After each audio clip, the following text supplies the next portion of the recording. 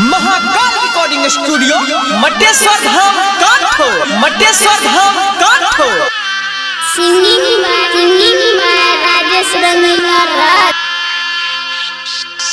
जाई ससुरबा जान लगाई के फेर लवली अगे हमारा के ठगली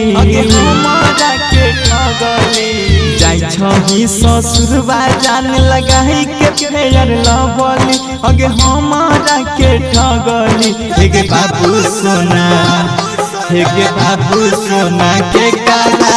कहबै गे ठगली हे बाबू सोना के काला कहबै गे ठगली जाई ससुरबा जान लगाई के फेर लवली अगे हमारा के ठगली हे बाबू सोना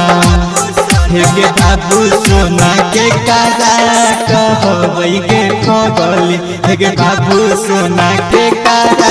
कहबै गे ठगली हे बाबू सोना के काला कहबै गे ठगली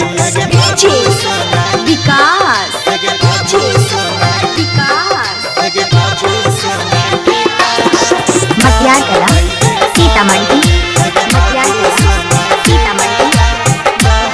महाकाल रिकॉर्डिंग स्टूडियो मटेश्वर धाम काठो होई ते बियाह जानू जई भी ससुराबा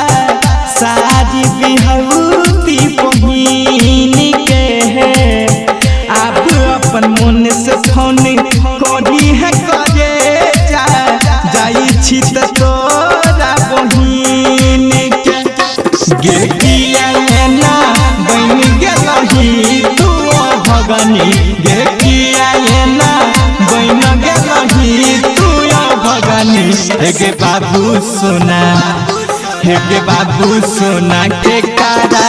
कहबै गे पगली हे बाबू सोना के कारा कहबै गे पगली mix by Anshu Mahakal recording studio Mateshwar Dham Katho writer सुके रखी है बसाई के हमारा तू गेलही फसाई के राजेश रंगीला के जखम देही सन मिलल की तोरा सताई के दिलावा में अगिया के तू लगैले दिलावा में अगिया तू लगैले हे बाबू सोना के कारा कहबै गे पगली हे बाबू सोना के कारा कहबै गे पगली